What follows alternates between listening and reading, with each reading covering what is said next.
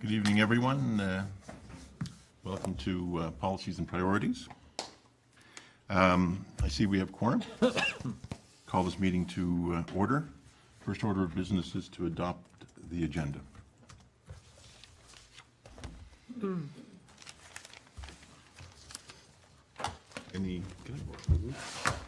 thank you. Thank you. I'm just getting writing irons in my hand here. It's moved that the agenda for May 20th, 2014, the regular meeting of Policy and Priorities Committee be adopted as rescheduled to May 26, 2014. Any amendments? Changes? It was moved by, there we go. Moved by Jim Lane, seconded by Gary Kersey. No amendments. All in favor?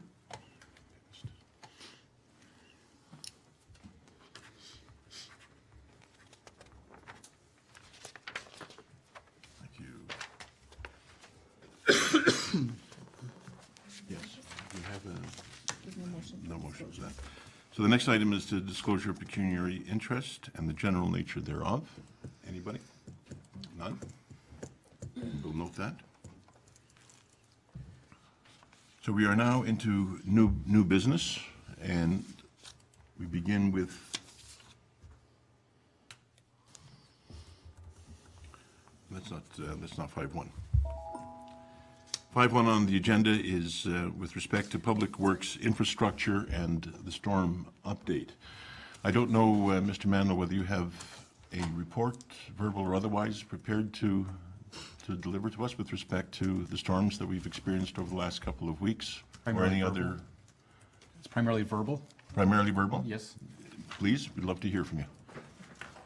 As everyone's aware, there was a severe rainstorm on the 13th of May, I believe, and it was in the evening hours. There was widespread flooding throughout the town. Intersections were flooded, roadside ditches eroded. Part of Sulphur Springs Drive was also damaged as part of that in that storm. Sulphur Springs Drive is currently closed to through traffic. We're working on a tender to get that repaired. It's a fairly straightforward repair. It's just simply a matter of getting several prices and moving ahead with it immediately. The largest damage was due to basement flooding. The sewage pumping station could not keep up with the flows that it was experiencing on Hurricane Road. I don't know how many basements were flooded at that time. However, there were a number, is my understanding. Staff have met at least with one individual in that area to discuss it and to explain from the town's perspective what has been done in that area. As far as maintenance goes, it's not like we let the system just run itself. As recently as January of this year, that system in that entire neighborhood was inspected with a video camera. So we certainly have results results that indicate that the sewers were clean and functioning properly at that time.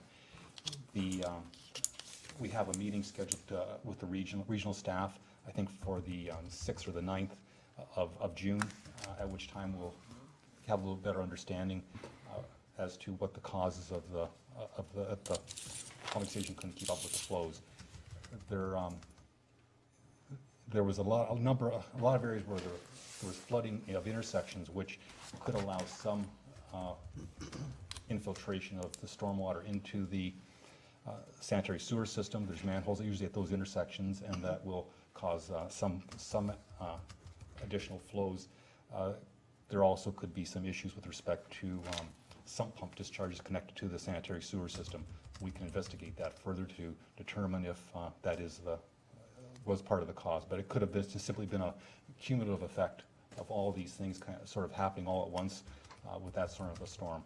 But we've also requested flow record data from the region, from the pumping station, dry weather type reports, and for the evening of that storm, that we will kind of have a better understanding of this is what was going on down there, and was the pumping station just simply not up to the job, or were the flows far beyond what any pumping station could ever be expected to keep up with. That's all I have. That's all you have. Thank you, Mr. Mandel. Are there any questions or comments? John?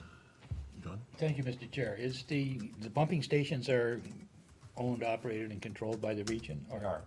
All the the pumping stations in the town are owned by the region, with the exception of the one in Timsdale, on Timsdale Crescent. That's still owned by the developer. It will be turned over to the region over the next, within this year. Just supplementary to that, Mr. Chair? By all means. They are certainly aware of that. Are they going to give us a report as to the condition of it so that we can convey that to our folks? The Hurricane Road pumping station, which is where we had the problem during the rainstorm, was just recently rebuilt. So it should be to the current standards that they would that would be required. And it's also, I would assume, a portion of the East Font Hill lands also drained to that, will be drained to that pumping station. Anything from kind of that ridge area, like that is almost opposite Duff and Apple Works on Race Road, that ridge will be is the high point, and everything south or north of that will flow towards the pumping station. Thank you. Others? Mr. Chair. Mr. Mayor? Thank you, Mr. Chair. I certainly appreciate the update from Mr. Mannell. I have had some conversations with the region, some regional staff, and some residents as well, and no doubt other councillors received calls from residents. I understand there were about 30 homes that were flooded during that storm. So I think I'm on that meeting. There's a meeting here in my schedule for, I think it's June 10th. So as representative both here in the town and also in the region, I wanted to be part of that meeting and tried to organize a meeting of the town and the region to see if we can get to the bottom of what happened, and more importantly, what can be done in the short term or the long term to ensure that this doesn't happen again. Especially if there's other developments like the East Font Hill development we're hearing this evening that's to be slated for that pumping station. So obviously it's an important piece, and we'll try and investigate to find out what happened and get some solutions. Regarding Roland Road, Mr. Mannell spoke about Sulphur Springs, and I think I saw another councillor there as I was driving through this evening on the way here with Sulphur Springs, which is pretty rough. Can we hear a little bit more about Roland Road? It had some significant damage as well. Mr. Mannell?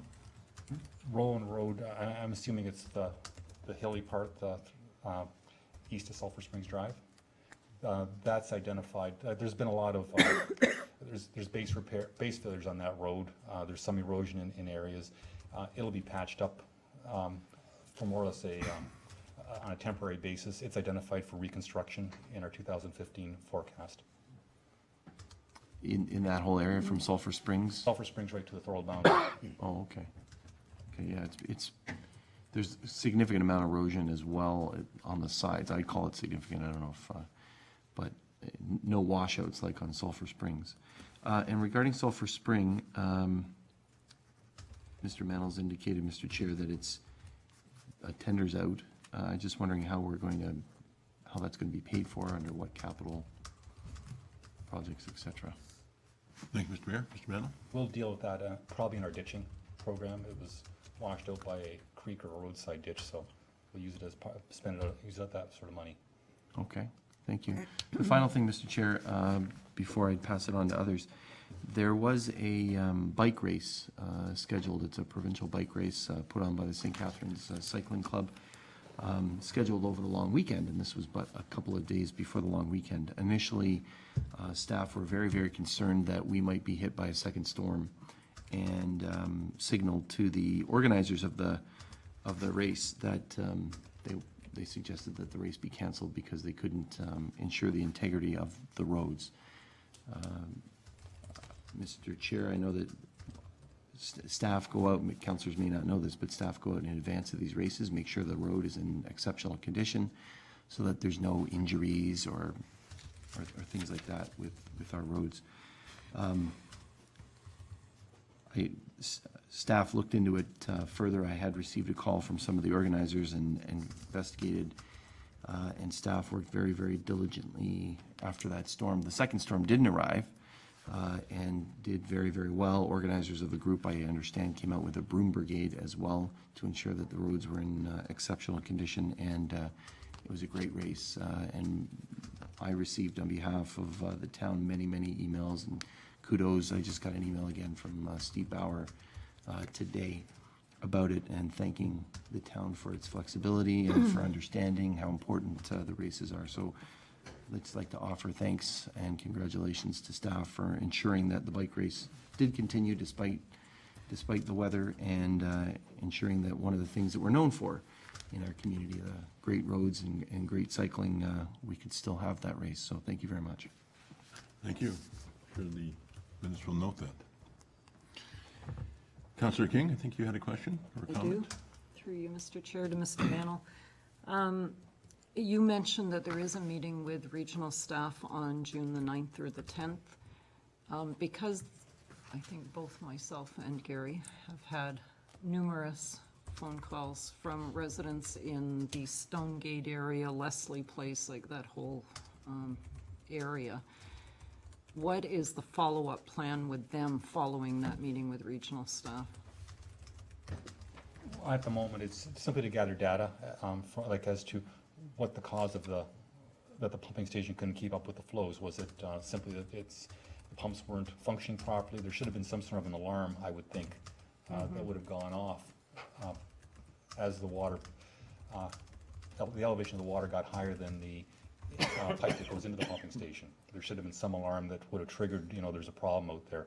And there are backup pumps that they can bring on site to pump those levels down. So those are the kind of things we want to know. And until we know that, we can't really say, make a decision as to, okay, what's the remedy or what's the resolution to this problem. Once we have the flow data and Yeah, fair enough. that's the sort of thing we'll be able to determine what the next action is. But although one of the things that we will be looking at are as part of our annual sewer inspection program, as I mentioned, we video inspected those sewers and flushed those sewers in that neighborhood back in January of this year. So we know that the sewers are clean and that they were functioning fine. The flow levels are extremely low in that area. There's not a lot of water flowing according to the inspection reports that we have. So we're going to do a follow-up inspection this year as part of that program, which the technology is there that we can run a camera right up the sanitary lateral services to each individual house as far as the foundation wall, and have a look to see what's going on. Is there any leakage on the private side, any illegal connections on the private side, that sort of thing. Those are things we can't tell as we do our inspection of the main sewer. And I appreciate your response to that. I just want to ensure that there is some communication going back to those residents, because clearly there are many residents in that area that have been affected, and they're very concerned. Yeah, well, there'll be communication, whoever we have information requests from, we'll respond to them. The clerk and I have both met with one of the residents down there, and he seems to act as some sort of an official spokesperson for the group. Okay, thank you. Welcome. Thank you, Mr. Chair. Other comments, questions? Councillor Thank you. Percy? Just, Mr. Chair, following up on Councillor King's thought, it seems to me that we need to be reasonably guarded in how we respond to the residents in the area. Since we really don't know all the facts, the wrong word, the wrong statement could put us in a position of liability.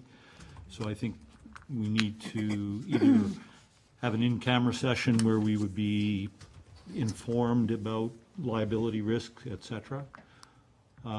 Perhaps we could put that, Mr. CAO, on the next council meeting as an in-camera session. But in the meantime, I think we need to be very guarded in how we respond to our residents. Yes, we feel sorry for them, but we don't want to put the town at jeopardy. Also, through you, Mr. Chair, to Mr. Mannell, I would also suggest that we need to look at Roland Road to the west of Sulphur Springs. We did have a tractor or a front-end loader in there right after the storm and took care of the rutting, but with the recent follow-up rains, it's become re-rutted again, so we need to probably have a look at that. We can. Thank you. Thank you, Councillor. Others? I have a few comments to make as well. My calls came from individuals living in the more rural parts of of Pelham, and particularly along what's covered by the Swayze drain, and I think other drains as well. And it wasn't just one storm, I guess it was a couple that week.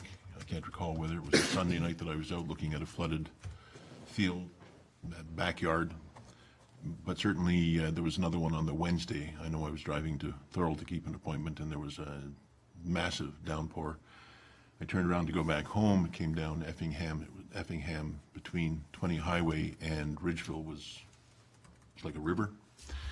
And the sewer grate at the corner of Effingham and Canberra was a geyser. It was just shooting up in the air. It was quite something to see.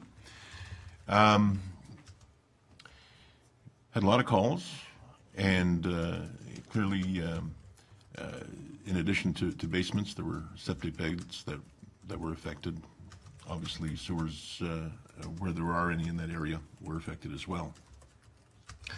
Last year, I think, Mr. Mantle, we talked about, and I think we put money aside in the budget for a study of water flows across the rural parts. I wonder if you can just remind us of the terms of reference of that, or how much money was put aside, what plans we have with respect to that happening? Yes, it's, we identified it as a 5-year program. The first year, like, we'll pick a municipal drain watershed area as break-off points for each year. I can't remember what this, I think this year we're doing the Ridgeville drain watershed area.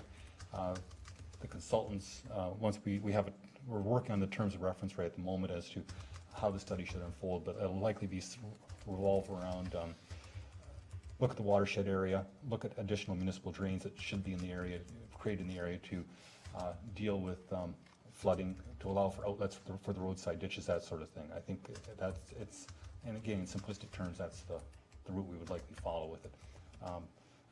The recommendations would come out of that with respect to creating a municipal drain wherever that might be along within those watershed, those municipal drain shed areas. Then it'd be up to council to approve that recommendation. A drainage engineer would be appointed. He would come up with a drainage report and identify the assessment for each of those of the benefiting owners in that watershed area. So this will be the first year. Next year we'll pick Swayze drain or Keenan drain, whatever is next door to it. And then once it's identified as a municipal drain, then it's up to the drainage superintendent to establish the maintenance and rehabilitation for the drain based on the engineer's report. Thank you. So if I understand you, every year, starting this year, a part of the system will be looked at.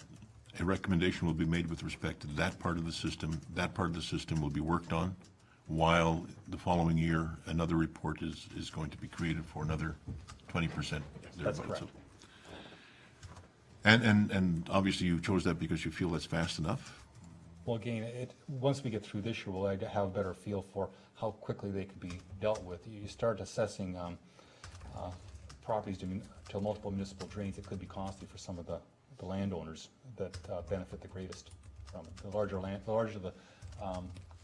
your land holdings within that municipal drain watershed area, the greater your benefit, therefore the greater the fees you'll pay for that maintenance or construction of the drain. Actually, it'll be construction of the drain, which will be more expensive than what our typical maintenance is. Maintenance is simply cleaning silt out of the bottom and vegetation. This will be constructing it, realigning where necessary, culverts where necessary, all those sort of things. And in the meantime, have we looked at the culverts that currently exist to ensure that they're not plugged or obstructed in any way? Yes, the culverts are inspected on a regular basis.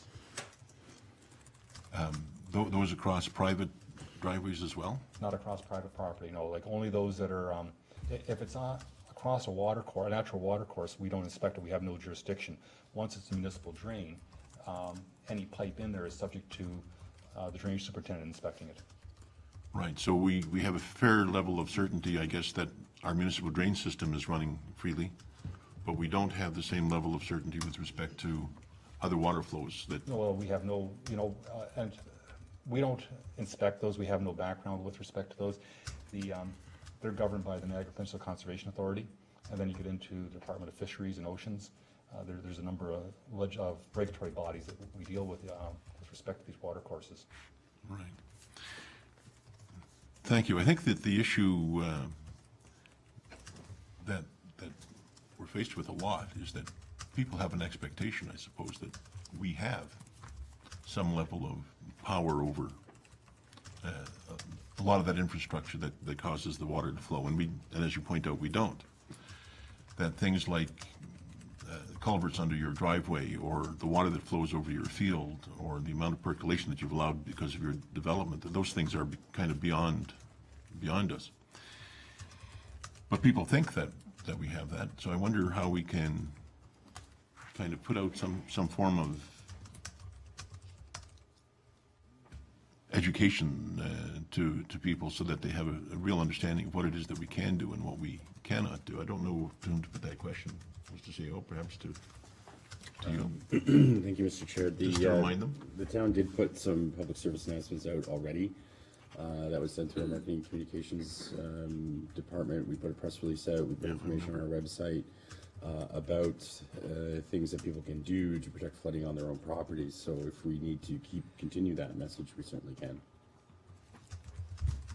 Yeah, I know that the people who approached me were concerned about, why isn't the water flowing? The culverts don't seem to be big enough. They were plugged, but it wasn't part necessarily of the municipal drain system either. So there's a great deal of concern about it, and I don't think this is the last we're going to hear of it. I think we're going to have, on an increasing basis, a lot of storms, a lot of water, and we're going to have this issue come back to us often. So we're going to have to think of a strategy at some point, I think. And since this is about policies and priorities, maybe this is a place to talk about it. Thank you, Mr. Chair, and being careful not to cross the line between council duty and administration duty, I'm just wondering if taking each drain in isolation is the proper way to go, because if we rehabilitate one drain, we may be creating a challenge for another drain. Would it not be advantageous to look at the whole picture before a decision is made, because what will be done in one drain may affect the other drain and so on and so forth, or we can do things in tandem that would make a much better correction to the problem? I don't know, through you to Mr. Battle or whatever. I just put that question out because quite often if you look at things in isolation, you cause more problems in the big picture. Thank you. Mr. Mantle? Municipal drains are established based on their watershed area. So the drain is at the low spot for the watershed area, and they're broken down, like it's distinct. There's be a high point, then water will flow the opposite direction to the next municipal drain. There's almost like in a row across the south part of the town, these municipal drains with, I think it's the Ridgeville drain is the most easterly one, followed by I think the Disher drain next, and then there's the Swayze, and there's the Nunn, and Keenan as it goes to the, flows towards the west, towards Regional Road 24. So there's these series of drains out there, and they all have their distinct watershed areas, and they're distinct. They're all they're standalone. Something for one doesn't change. That helps. What Thank happens you. with the other one. Thank you. Thank you, Mr. Mantle. So to wrap this up, I think we'll be talking about this again, and I think it probably behooves us to think of what it is that we can be saying to our residents with respect to what they can be doing and what is within our purview to do. Again, because I don't think this is the last week like this that we're going to have. Councillor Kersey? Mr. Chair, would it be appropriate to suggest, I like your idea about education, perhaps even being more proactive than just putting out a bulletin, maybe we could convene a seminar with respect to drainage and talk about what the landowner's responsibilities are versus what the municipality's responsibilities are. And either our own staff could conduct it, or we could bring the drainage superintendent in to talk about that sort of thing. I don't know whether that could be a staff direction that could lead to something that would be a very proactive step.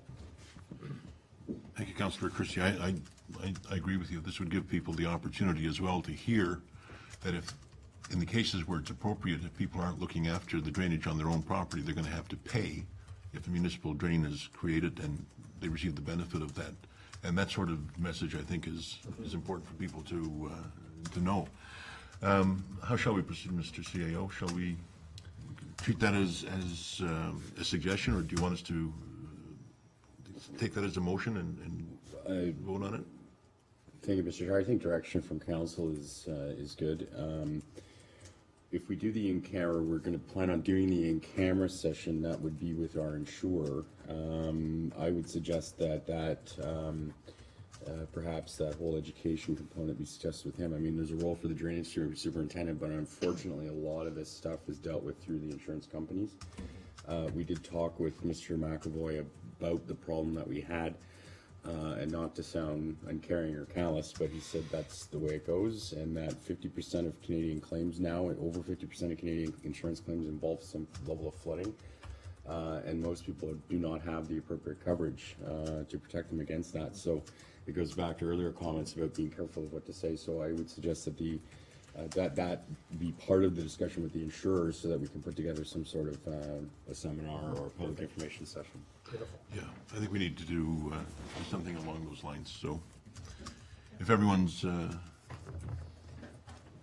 supportive of that consensus, then perhaps Mr. CEO, you can take that away, and at some point in within the next month or so, we can hear about maybe a draft agenda for that. Well, Mr. Chair, I think we'll arrange to have the insurer come in and then maybe have that discussion to get some advice from him on how to proceed with that type of seminar. I see a role for him to play, and the drainage superintendent of the town, and there's a number of different facets here. Excellent. Any last comments or questions? Yes, Mr. Councillor Chair, Rousseau. I have a question for Mr. Mantle through you, if I may, and I don't want to belabor this issue, but when we design our drainage, Mr. Mantle, we're not designing it for the 100-year storm or the type of storm we had the other night where we had 40 millimeters of rain in a 20-minute period. I mean, typically we're designing for average rainfalls and land flows, or are we in fact designing for the worst-case scenario? The 100-year storm, I believe, is based on Hurricane Hazel. So we do not design for that. Typically, the designs for the storm sewer systems are 5-year storms. And I would think that what we had a couple weeks ago was far greater than the 5-year storm. It was a lot of water all at once. And I don't think any system that we would have designed would have been adequate for that. So, the flooding of roadside ditches, the erosion, that sort of thing, I think in retrospect, you look at it, it seemed fairly light that we got off on the way we did. One road closed really is not too bad. The basement flooding, again, that's a whole other subject. Thank you. Yeah, and I think it's an important subject. I think we'll have it more and more, particularly as it comes to us often that the climate is changing, and that part of that change is warm air with more moisture. Presumably, we'll see more and more. If we're lucky, we won't. Thank you, Mr. Mantle. Appreciate that update very much. Moving on then to the permissive grant policy recommendation. We have it here, I think. Moved by Councillor Kersey and seconded by Councillor Lane that Policy and Priorities Committee receive and issue a summary report permissive grant policy recommendation, and that staff be directed to establish a draft policy on municipal grants for consideration at the next Policies and Priorities meeting. Questions, comments?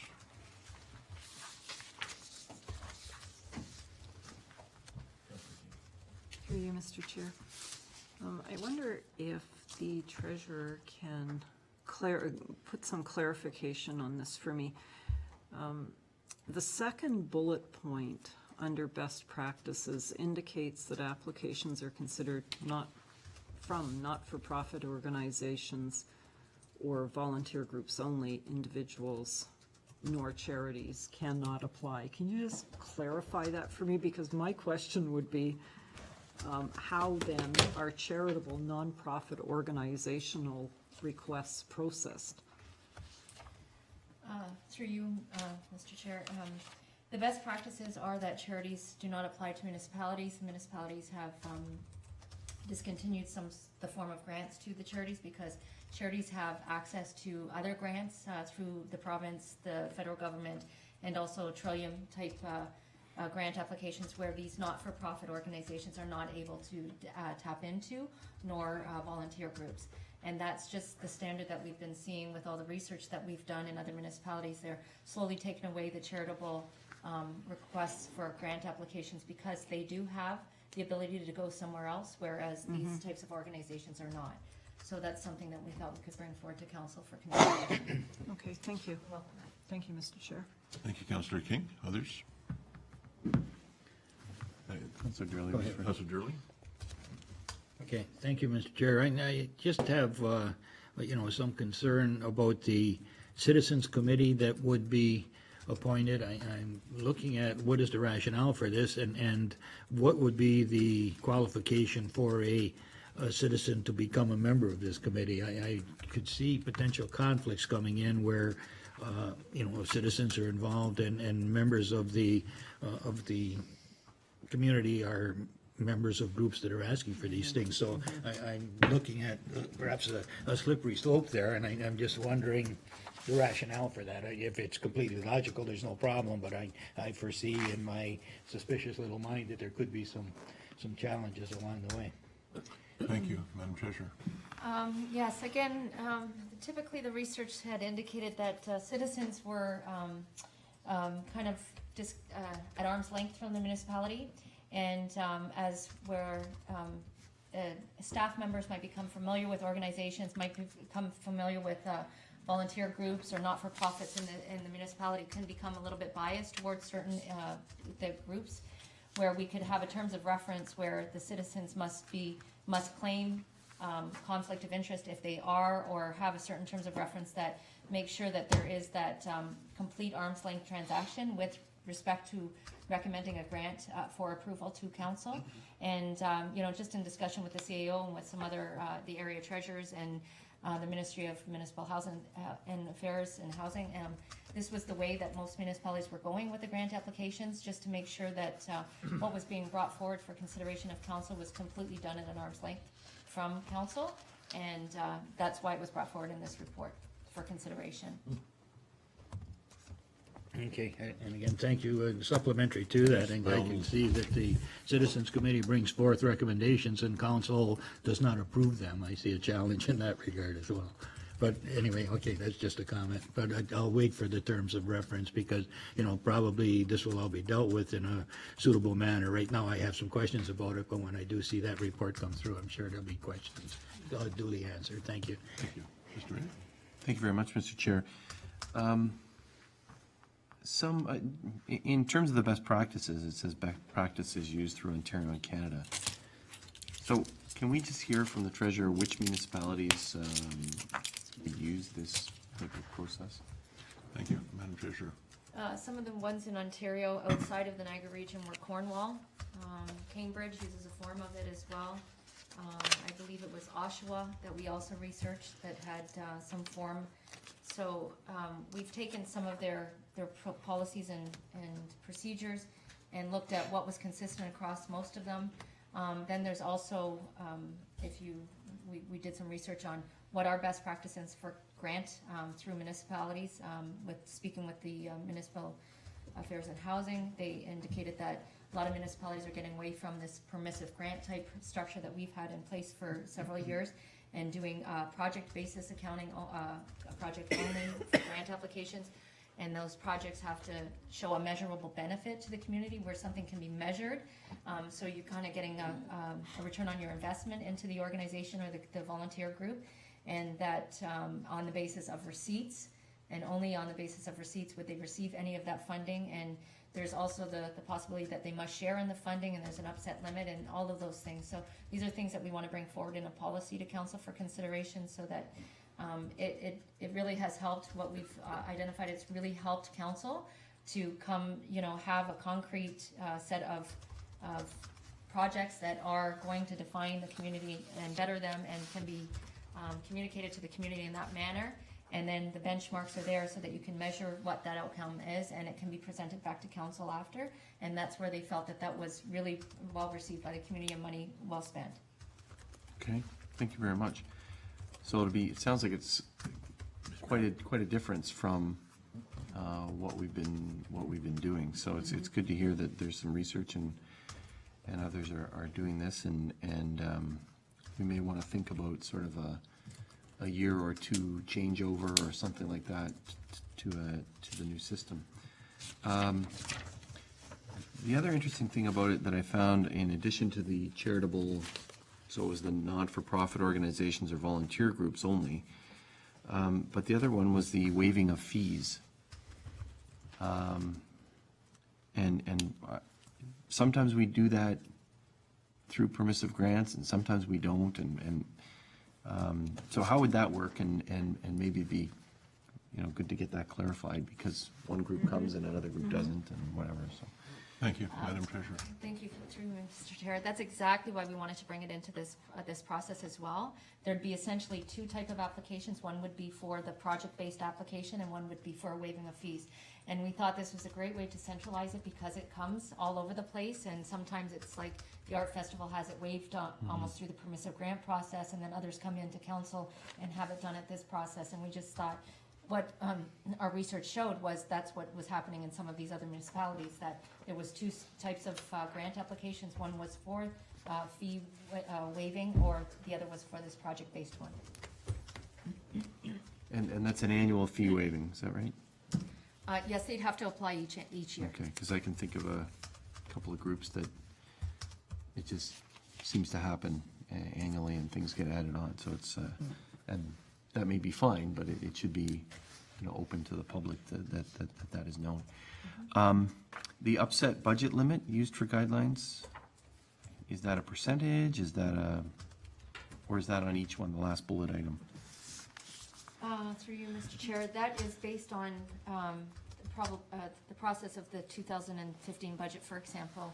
We currently have about $26,000 in our budget to be used for projects. So that could be used as a guideline when analyzing and approving the budget projects or the grant award projects by the committee. We certainly would want to put a cap on how much we were going to be allocating out.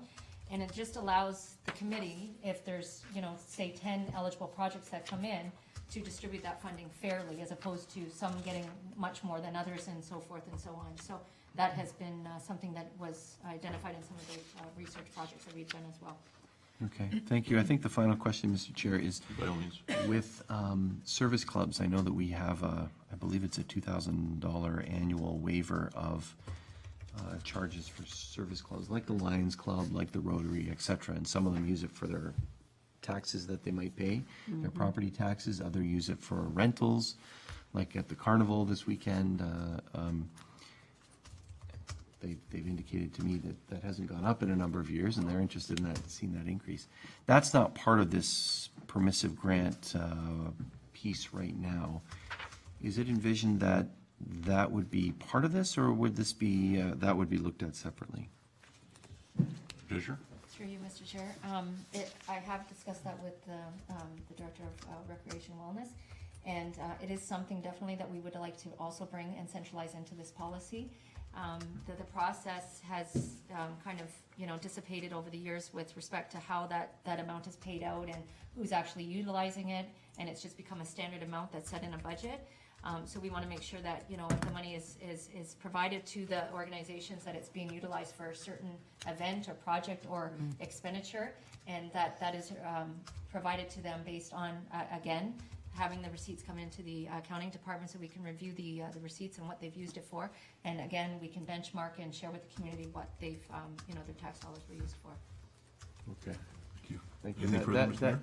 Mayor? Just a comment to say that may have to be done differently. It's above and beyond the permissive grant. Currently. So it's really sort of an extra, let's say 10 or 12,000 above that.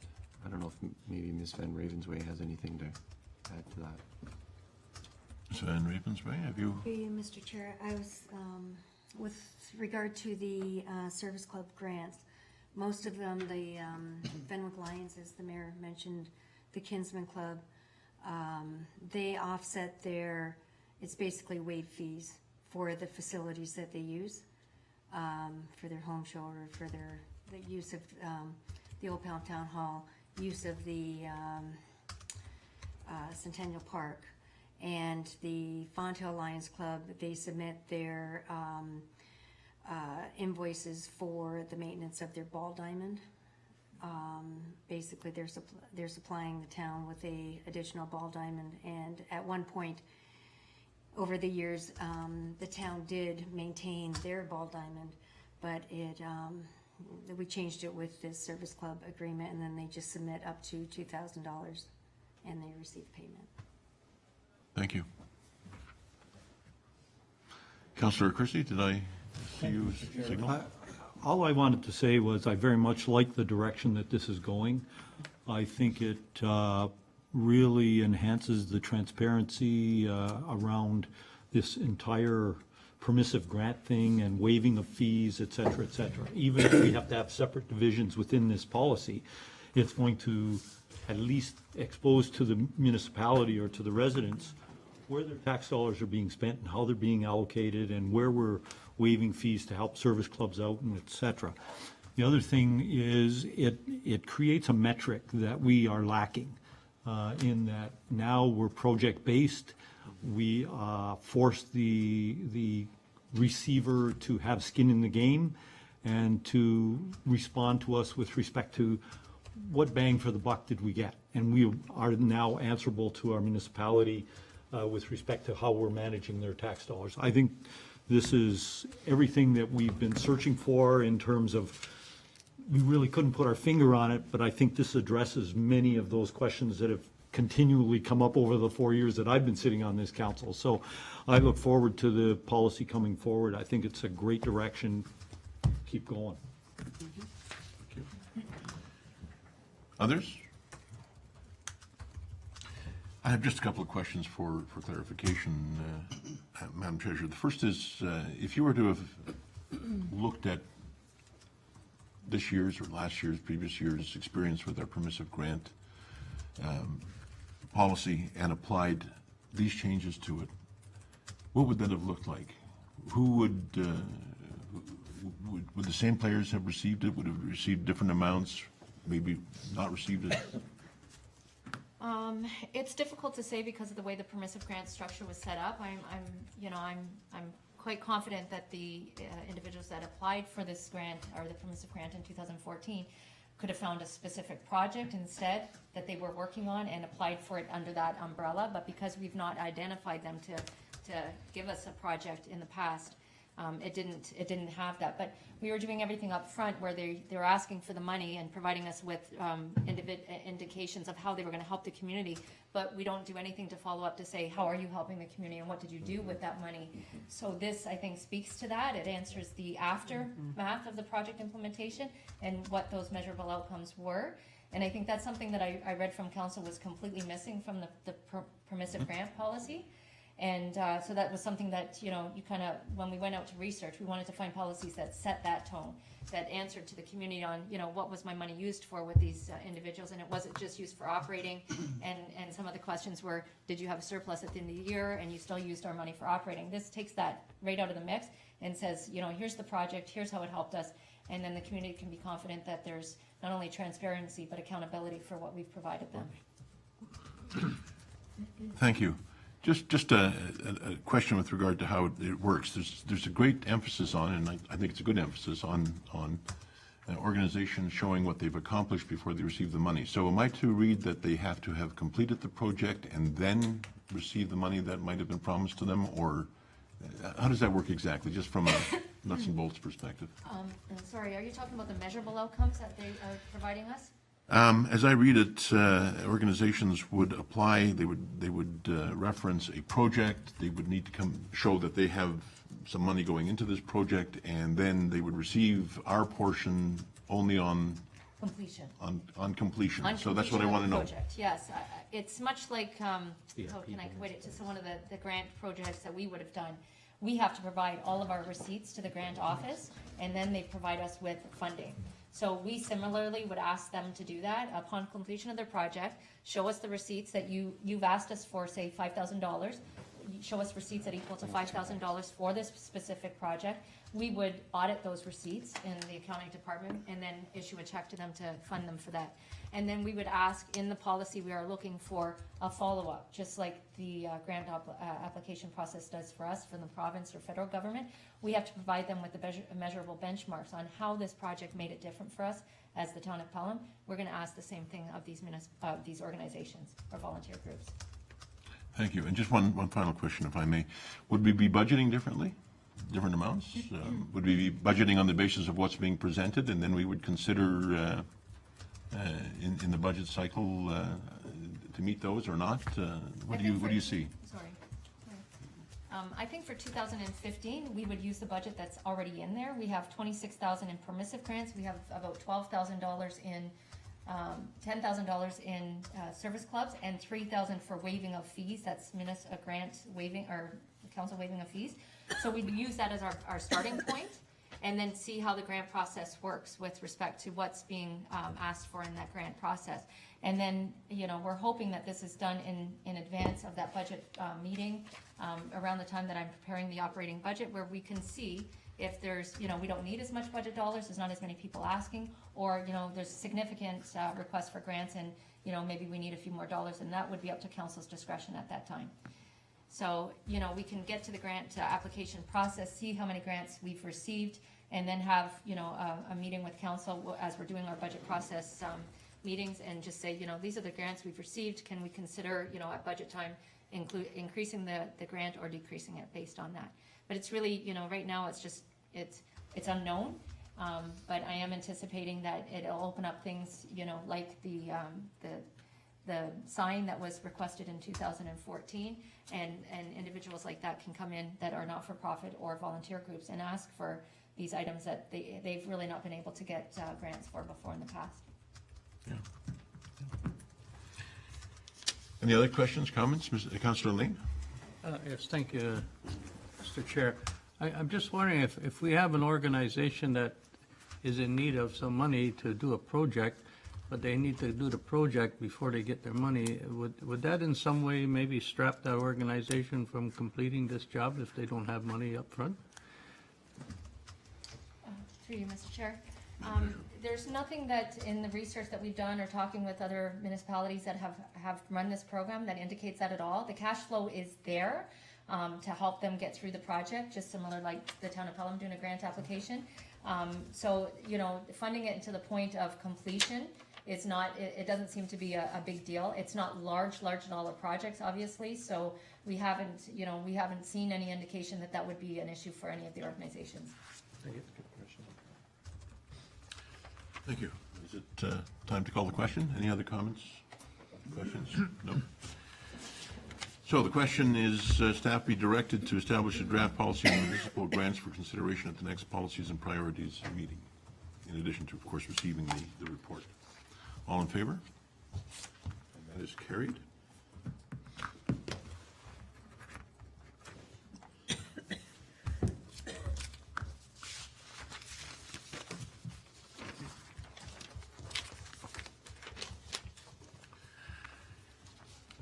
Next item is with regard to e-billing. It is moved by Councillor Durley, seconded by Councillor Kersey, that Policy and Priorities Committee received the issue summary report, Town of Pelham Water e-billing incentive program, and that staff be directed to bring back a report to Committee of the Whole detailing the water e-billing contest. Comments and questions? Councillor Lane. Thank you, Mr. Chair. I like this concept, but I'm wondering if there's some way that we maybe could go further on this. And what I mean by that is that this in itself is just a contest, and I'm wondering if it's possible to look at the number of people that aren't on e-billing and look at a different incentive that might benefit all the people that we want to get onto an e-billing thing. Because the way I read this is that somebody's going to get $500 and the rest of the community is going to get a T-shirt. Well, if I was on town water, I'm not sure a T-shirt is going to be an incentive that I need. And what I'm wondering is if we could look maybe at something more that would benefit every particular individual in the town, be it, 1 month free water if you sign up for e-billing or something like that. I don't know, the ramifications of that, but that would be something I'd like to have looked at. Thank you, Councillor Lane. Madam Treasurer. Through you, Mr. Chair. I did do extensive research on what other organizations, most municipalities aren't even offering any incentive of this magnitude. This is typically offered by a major utility. If you just consider even just a $10 reduction in their water on each account, we'd be looking at $44,000 in incentive, which is, very costly to the system. What we found in all of the contests is that they liked a draw. They liked to have their name put into something, and then as they signed up, they could get, when, each month there was a draw, and they were constantly in the draw. It never took their name out of it for little token items like T-shirts or water bottles or so forth like that. And we could get other things. This is just brought forward for this purpose. But we felt that this was, a cost-effective way to get more individuals on board right now. I mean, we could think of other contests or run this, multiple years. But the cost, you've seen from the savings alone, with the customer, there's also a huge reduction in, the environmental impact and having your bills at your fingertips and having them always saved for you and so forth and so on. And also helping to reduce their own water rates by doing this process. So this is something that we thought we would start with for now, and then we could look at, how successful or how unsuccessful it was after this year and move forward. We've never tried anything with respect to a contest. We'd be the first in the region, I believe, to do something like this. We're one of the first on e-billing at all. So this was just brought forward for that reason. Thank you. Councillor Lane, follow up at all? Fine, no, thank you. Other questions or comments? Mr. Mayor? Thank you, Mr. Chair. Just the duration, is this from now to the end of the year? Is that what it is? I'm sorry, I didn't notice that in the report. Yes, I would like to do this from after the next meeting of council, that it would run to the end of the year. Okay. And, using the marketing and communications director to send out press releases and get it on the website and into the newspapers and so forth. And it would also be on the water bills back and forth when they're sent out the next time as well. So free water for Christmas. Okay, thank you, Mr. Chair. Thank you. Others? $500 for Christmas, there you go. $500. Free water. I know I'm not. Got my sewer bill cut down too. More so than the water. Thank you. I have a question. Just again, how many do you need to sign up to hit a break-even point every month?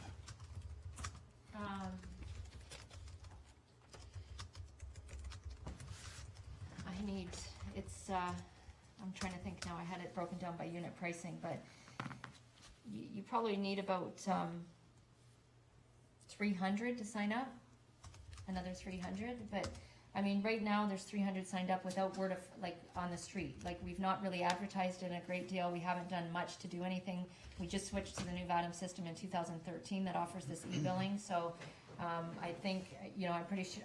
I think in my head, if I remember the calculation, it's about 300 to break even with including the T-shirts and the water bottles and so forth and so on.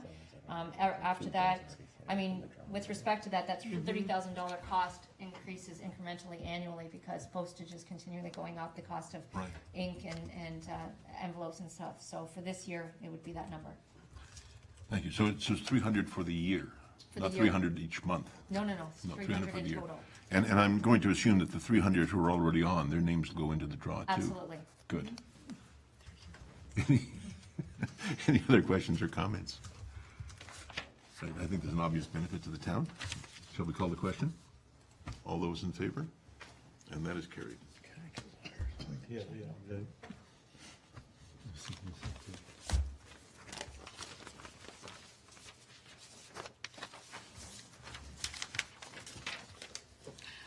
Next item.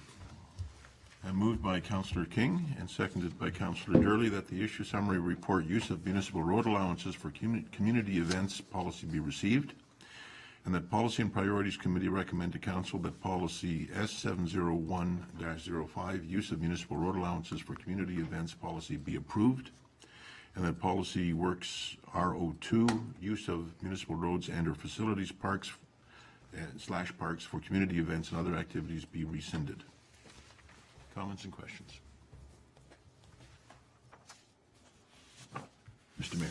Thank you very much, Mr. Chair. I read with interest the old policy and the new policy. So maybe I'll start with the old policy. The old policy, Mr. Chair, is not only about municipal roads and/or facilities, or, sorry, municipal roads, road allowances, I guess. It also talks about parks and facilities for community events. The new policy, as I read it, is only about municipal roads. Can we get that clarified from the By all director? means, who can clarify this? Mr. Mannell. Through you, Mr. Chair, the parks and recreational facilities are already dealt with. There's a permit process already in place to deal with those. And for rental of the facilities, that sort of thing. So that's why they were removed from the procedure, from the policy. Okay, thank you. That's helpful to know. Maybe that can be included in somehow in the minuting.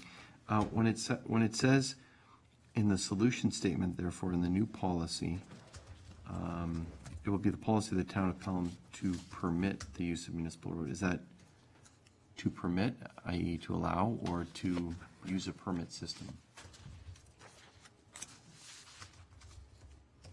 Or is it both? Yeah, read the whole thing. The use of permit system is at the Completion end, of the right? application. Mr. Mannell? Well, we do issue a permit as part of this process right now, so that's how I would look at what we meant. Mr. Mayor? Okay, thank you. Maybe we want to use the word allow because the permit part is later on. I think maybe that nuance was captured. Yes? The other great thing about it is it talks about appropriate traffic management plan. Is that parking and emergency plan? I'm just thinking about some of the recent thing that council have done in terms of council wants a parking plan, council wants an emergency plan. Is that captured under the traffic management plan, or should we put that in there as well? Mr. Mannell? It's part of the entire process. We look at everything, where the car's going to be left, how are they dealing with the traffic control, barricades, all that sort of thing. There's certain legislation that we have to comply with. So we require the organizers of the events to also comply. And then we check what they've done. Okay, thank you. Others, questions or comments? And I have one. I think currently when a road is to be closed, the issue is brought to council. Is that change contemplated, or am I wrong in that? They do not come to council. It's part of the process. Staff deals with it. And I think maybe some sort of an update that we do once a month as to what's going on. But that's, as far as I know, it's simply dealt with by staff. Similar to any of the local utility companies doing work on a municipal road allowance are required to provide certain care to deal with traffic control, that sort of thing. Okay. Thank you, Mr. Mann. So the times then we've had a road closure plan in front of us in association with events, those were brought to us for information, not for decision. That'd Okay. be correct, yes. That clarifies it for me. More major events happen in Fenwick, road closures for that sort of thing. Okay. No, I'm satisfied. Yeah. Yeah, it just brings to mind those plans that were in front of us, and yeah. Councillor Christie. Thank you, Mr. Chair.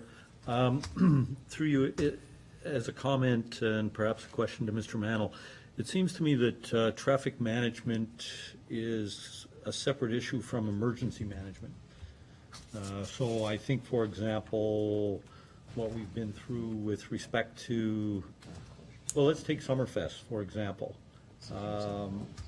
We have a parking plan that's part of the traffic management issue, but we also have a separate emergency plan that council has endorsed to put has requested that all groups using our facilities, whether it be a road allowance or whether it be a park or what have you, that for special events, they have an emergency management plan in place. So would it be appropriate to specify an emergency management plan here in addition to a traffic management plan? Seems to me it's separate from what is legislated with respect to traffic management. Thank you, Mr. Mannell. I think each event is different. A bicycle race is different than a Summerfest, say. So I think each one has to be looked at in its own separate process. I agree that when we get to a Summerfest type of event, that's something that goes way beyond your typical traffic management. A bicycle race is something else completely different. You know, it's something we want to make sure that the cyclists are safe, as well as motorized vehicles, drivers are not running into people. So Right.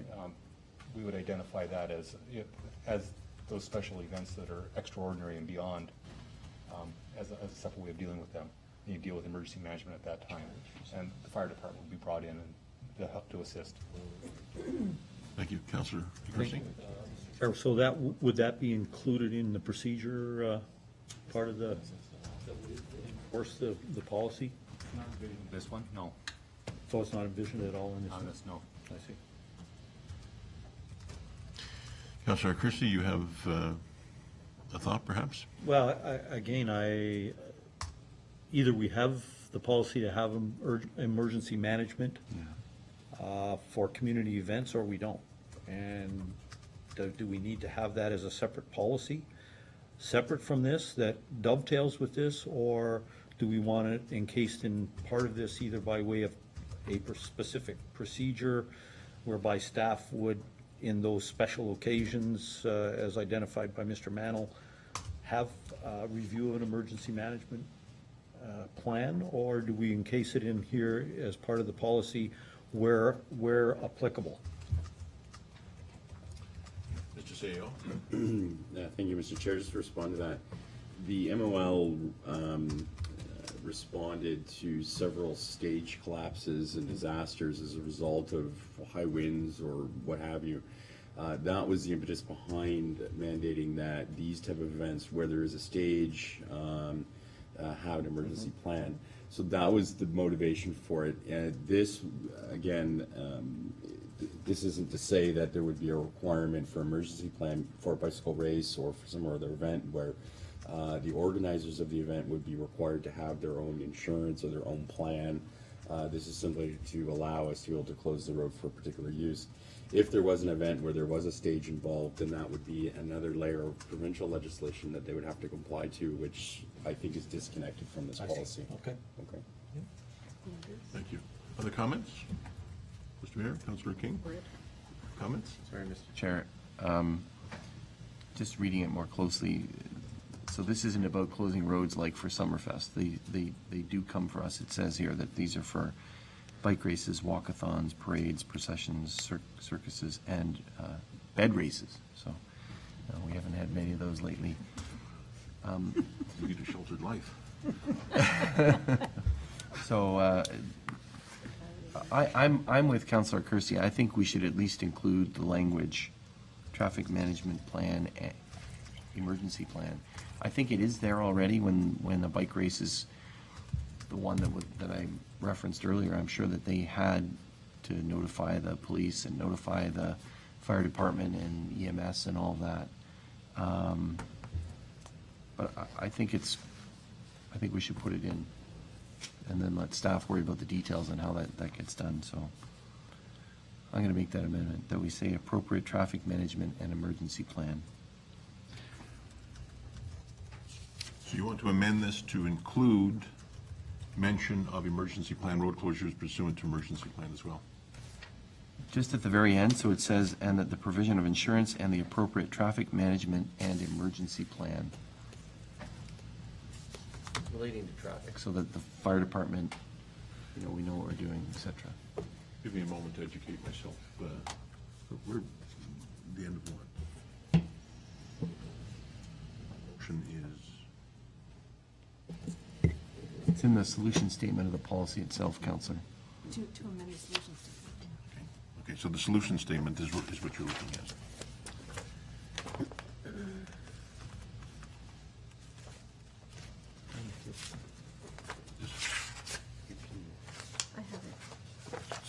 Where's the solution statement for this? I have it right here. It would just be consensus that the word emergency plan be added, and then we can council for approval. So it would just be appropriate traffic management and emergency plan. Okay, so the words would be appropriate traffic management and emergency plan Yeah. within the solution statement. Got that? Discussion with respect to the amendment? Mr. Lane? Councillor Lane, I'm sorry. I guess I'm trying to understand if we're not going overboard on what we're trying to achieve. I don't know, I'm trying to get my head around what an emergency plan is going to do for a bicycle that's going from Effingham Street through the town, how this is all going to fit together. It's different when you have a carnival, a summer fest that's confined to a certain area, but now you're going to have a bike race throughout the town. What are we honestly expecting this plan to do? I mean, we're going to have an ambulance on every corner, or exactly what is the thinking behind it? This is what I'm trying to understand. I mean,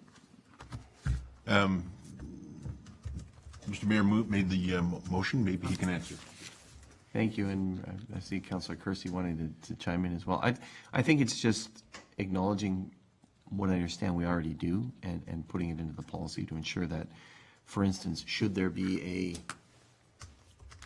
something, one of the cyclists is injured, that they know what route they're using to get up the hill or into the hill or whatever it is, that the emergency, the first responders know that they can't take Effingham Hill should there be a fire, etc. So that it's more an information piece.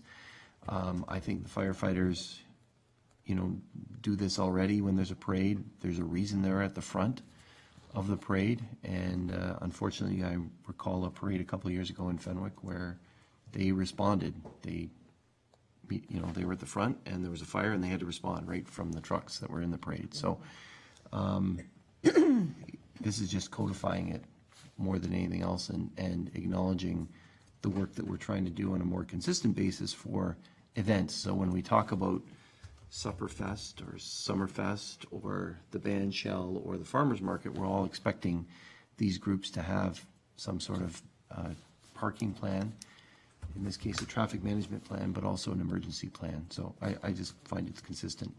Okay. Councillor Kersey? Thank you, Mr. Chair. Yeah, I agree with what the mayor said. I think by having that in there, it just forces the group that's going to be using our facilities, whatever they may be, to have thought about it.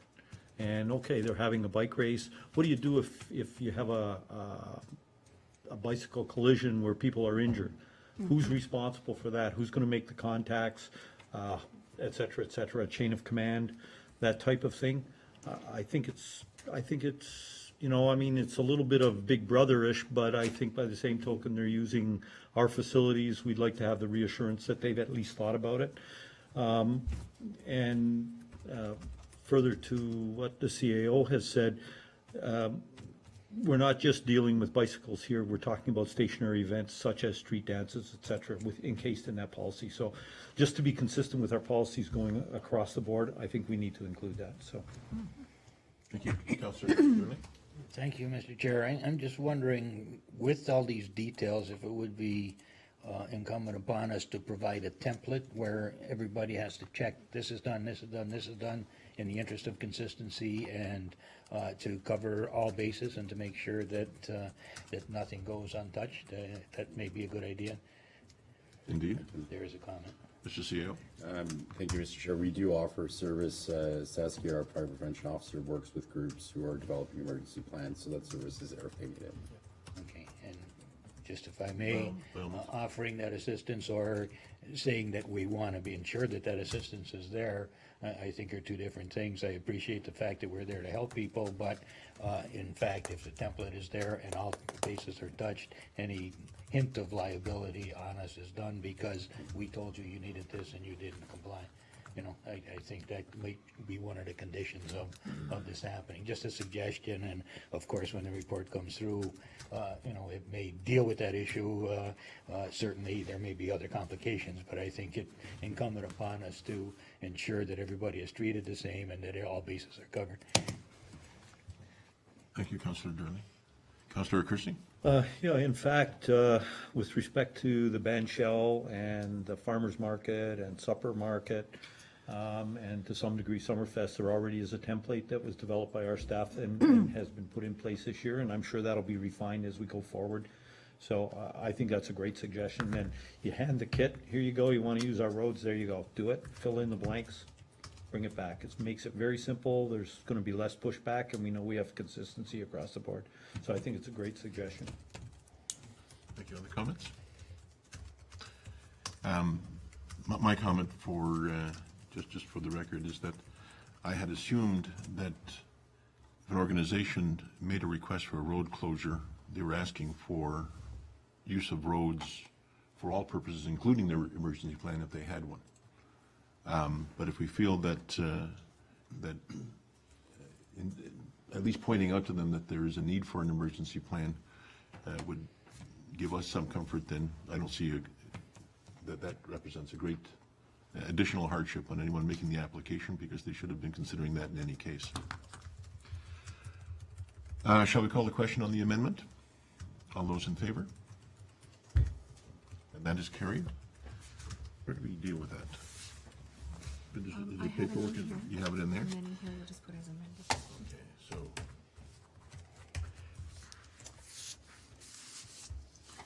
so going back then to the question as amended, all those in favor? And that too is carried.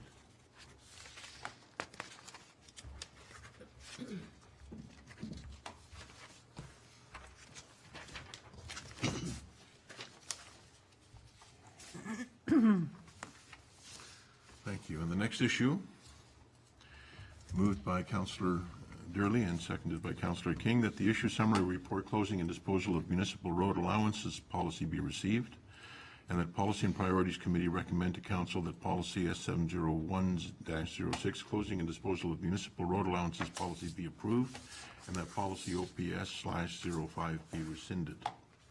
Comments and questions?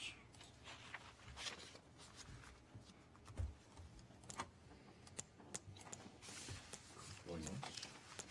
Mr. Mayor. I was waiting for Councillor Kersey to go first on this one. I didn't mean to. Do we charge to sell road allowances, Mr. Chair? Who would answer that? Mr. Mannel? Yes, we do. There's the procedure identifies a upfront fee of $1,000 to start the ball rolling, more or less. There's a lot of investigation done by staff to complete one of these. It's time consuming, and to avoid having, I guess, frivolous type requests made, there's and that to ensure that the proponents are sincere, that they want to proceed with this process, there's that fee up front.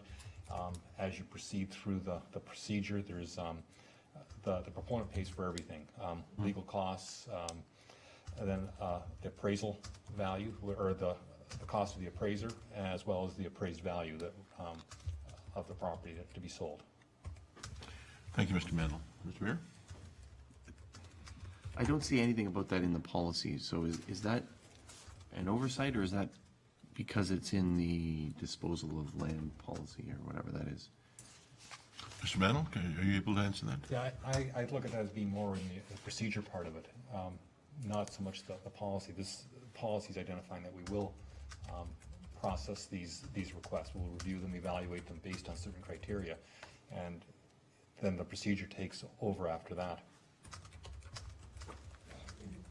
I think for my thinking, I think it should be sort of, at least the words, at fair market value or something like that should be in the policy, and then those procedures can take that over. Also, I understood that there was a... Are you making... we'll hear from suggestion, or- others. I'll hear from others first, so Oh, okay, that would be fair my enough. suggestion. We may want to consider that. Yes?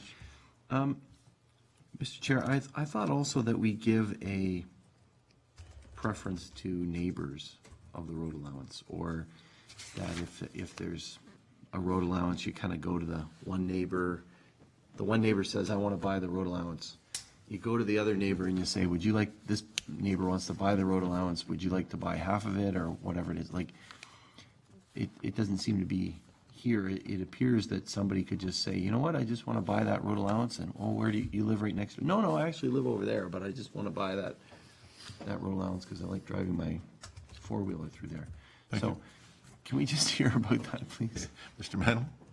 Well, again, that's in the procedure part of it. It details that sort of thing. It's broken down into that the proponent doesn't have the, I guess, first kick at the can, so to speak. He gets the ball rolling. Others that are adjacent to it will also have it offered to them, at least 50% of the right-of-way that abuts their property. So, I think that's a policy decision. I think that's a policy level piece, and that should somehow be put in the policy that adjacent landowners be offered right of first refusal or whatever it is.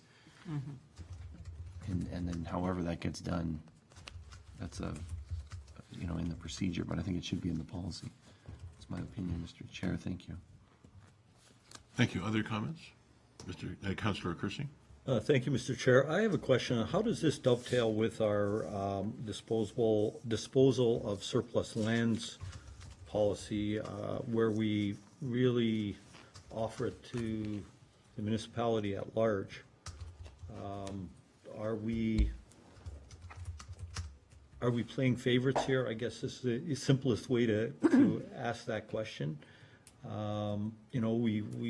When we're dealing with East Fawn Hill lands and disposal of lands, we were very transparent, we were very careful on how we managed it. Here we have a proponent who comes to us and says, I want to buy a piece of your property. We do go through the appraisal, but we're not offering it to the municipality at large. Maybe there's somebody out there that's willing to pay more than the appraised value, or I'm just asking the question whether we are doing our due diligence here and protecting the taxpayer and looking after the assets to the best of our ability. Thank you, Councillor Kersey. Mr. Mantle, are you in a position to answer that, or? yes, this was only envisioned as being for road allowances only. Those are the only kind of requests we dealt with. Surplus properties, I would imagine, are tendered. I suppose you could tender unopened road allowances. However, it's unlikely somebody's going to want to buy something 20 meters wide and half a kilometer long. There's not a lot of value to it. It only has value to the adjacent property owners in all likelihood. So that's why we dealt with it. That was the original requests that came forward years ago, were based on that sort of thing, access or purchase of the land that was of no use. It benefited the municipality in that we removed a liability to the town. Any maintenance, tree maintenance, that sort of thing, that we really didn't have a way to access, because for the most part it was these unopened road allowances were simply a hedgerow between fields. Thank you. I'm sorry, Councillor Ling?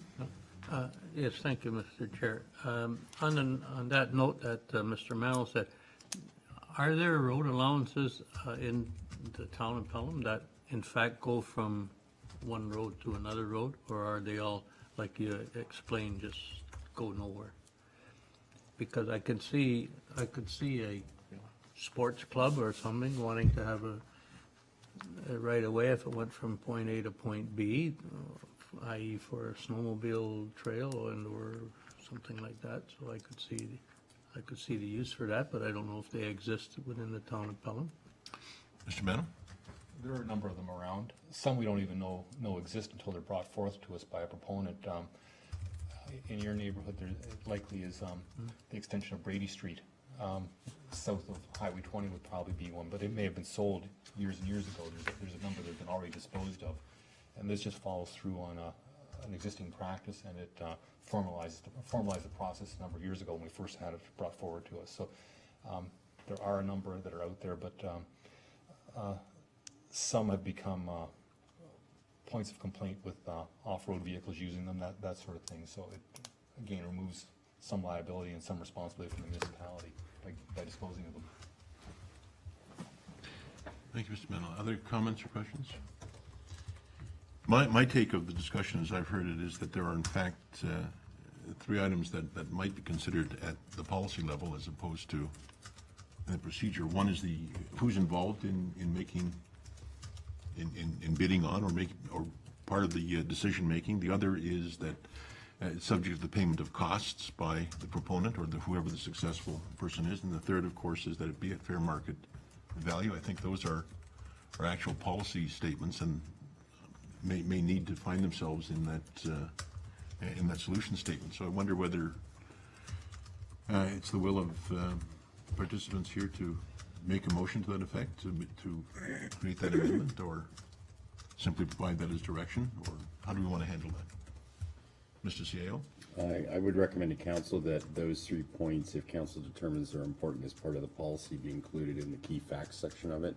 It makes sense, rather than putting it into the solution statement. So a key fact would be we charge market value. A key fact is that preference goes to adjacent landowners, et cetera, and we can amend that, or we can add those 3 points as key facts and recommend to council for approval. Sounds sensible. Any comments, questions with regard to that? So we can assume that, I'm sorry, Councillor Kersey? Thank you, Mr. Chair. It's not exactly along the lines. I agree with what our CAO has put forward, if in fact we go forward with this policy. But I'm sort of more interested in asking a more basic question. Do we know where all of the town road allowances are? And if so, are we able to identify those road allowances which fall into the categories that we have here, where they're redundant, not necessary, not going anywhere, that we could assess the value of and be proactive and put on the market ourselves, offering them to the general community? Or is this something that we want to sit back in the woods and wait till a proponent brings it forward to us? Which is sort of what we're saying here. You know, we've got all this land, these road allowances, we really don't know where they are, but, you know, if you want to buy it, bring it forward to us. It sort of seems not the best format of management of a town asset, in my view. So I don't know if there's multiple questions there. Thank you, Councillor Kersey. Do you want to respond to that, Mr. CEO? I'll take a crack at answering, and then I might defer to Mr. Mantle, Mr. Chair. But first of all, I don't believe we know where everything is. So to go out and do some sort of inventory may prove problematic. To do an appraisal on every road allowance would be extraordinarily expensive. They run about $1,200 per subject land or subject area. And it's not something that we actively promote. It's something that we do if we're approached. So I wouldn't recommend a change of course from that. I think we would be just creating a lot of additional work and expense for no particular gain. That's my opinion. Thank you, Mr. CEO. Councillor Kersey, did you want to? That's fine. Councillor Durley? Thank you, Mr. Chair, and just building upon what the CAO said, we're not going to be declaring abandoned road allowance as surplus land, but if we do say that something is surplus, then certainly that goes out to the market, and we do have a separate policy for declaring surplus property. Road allowances, we never publicly declare them, so I think we're dealing with apples and oranges here. So I really think the policy as it now sits is a good one, because in fact, as Mr. Manley said, we don't know where they all are. There may be one in your backyard that you can take advantage of if you do your investigation, and I certainly wouldn't be interested in that, because maybe unless I can plant my garlic in there or something, but that's it.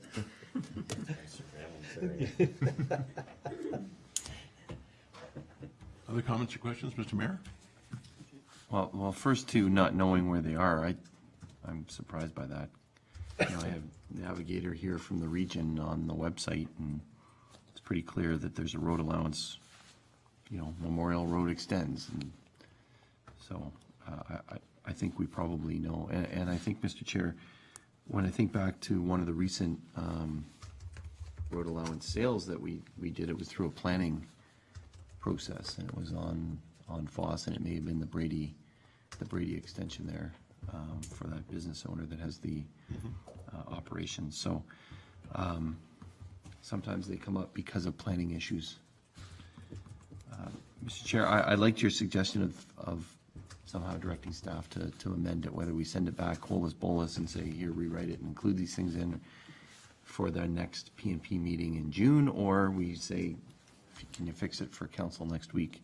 But I think we should do that and just get it cleaned up a little to include some of those things about fair market value, adjacent landowners, and some of the other elements. Yeah. And the costs. And Mr. Mayor, Mr. CEO had suggested that they be in key facts. You believe that they should be in the solution statement. I think that's what you're saying? Well, I think fair market value should be in the, Okay. we dispose of an unopened road allowance subject to certain evaluation criteria at fair market value. You know, it would be a policy decision, I would think. Mr. CEO? I'm staff not can look at it. debating on the placement of wording, because this entire document is policy as its whole, so the key facts are they formulate part of the policy. It just made sense to me to put those in as key facts. Wherever it goes. So, and we would be happy to add those 3 points, and table with council for approval. Is that satisfactory, Mr. Mayor? So that will allow us then to pass on the motion without amendment, but you would have taken those comments to heart. Well, it would be the same as the last one. It would just be as amended. As amended? That resolution as amended.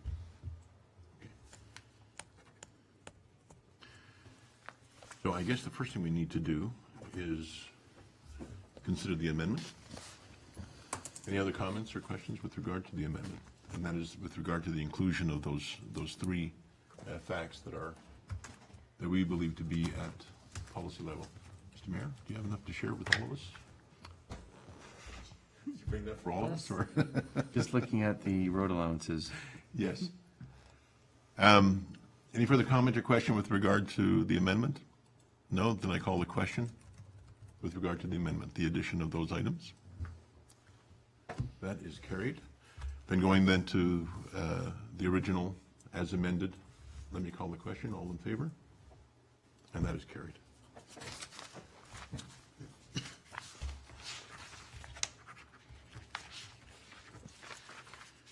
Good stuff. What's next? Next is a motion to adjourn.